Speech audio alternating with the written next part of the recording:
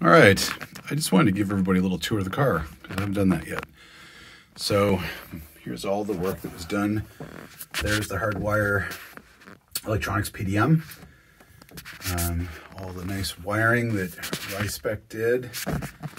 We got our CAN hub from Asgard Motorsports and the race capture, which I'm tweaking right now.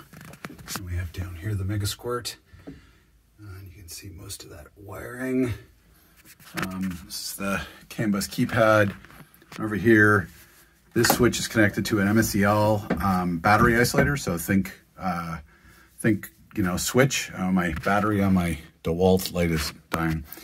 Think kill switch. So when I switch that, it activates the PDM, and now we have basic power to the car. I can turn on the fuel pump and ignition by pressing that, and then I can start by pushing this.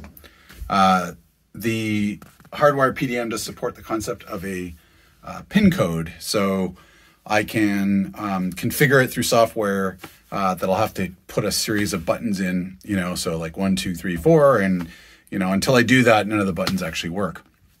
What I'm configuring right now is the race capture. It needs to be adapted to CAN bus 2.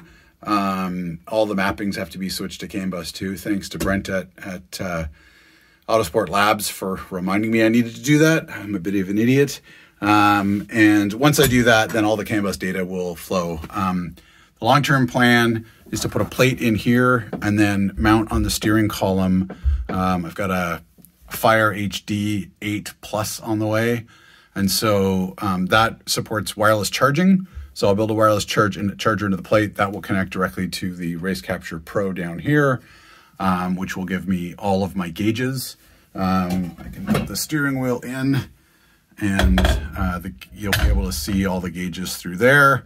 And then it's a matter of mounting the Autosport Labs shift light. The shift light will mount somewhere in here, probably around the top here, but I haven't quite figured that out yet. So that's the basics of the car right now. More to come.